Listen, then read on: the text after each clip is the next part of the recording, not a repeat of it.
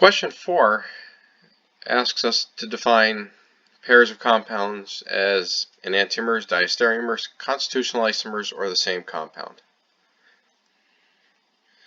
So in part A, we have one that may seem very straightforward, although it turns out it's a little bit more difficult than it looks. This functional group, known as an allene that's having two consecutive double bonds. Even though there's no chiral center, no tetrahedral carbon in the allene, it turns out that allenes can be polar, can be chiral. But in order for them to be chiral, there's the same requirements as any tetrahedral carbon. We need to have 4 different substituents on the allene. Given that one side of the allene has 2 identical substituents, this is not a chiral molecule, and therefore these 2 structures are the same.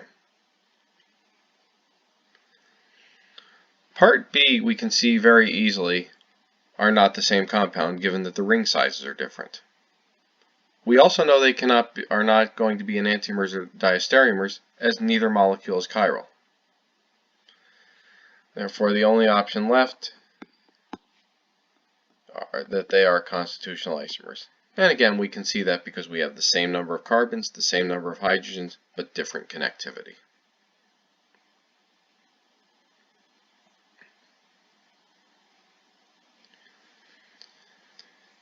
Part C is a little bit more challenging because we have potential stereocenters in this molecule.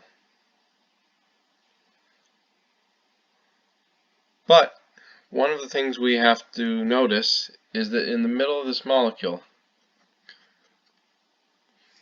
is an internal plane of symmetry.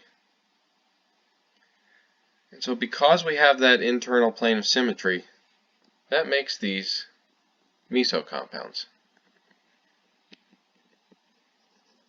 If they're meso compounds, they're not chiral, and therefore they have to be the same.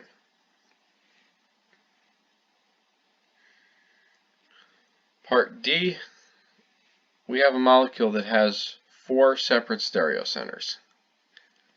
One of them has been changed between the 2 compounds. The other 3 have stayed the same, and by definition that makes them diastereomers.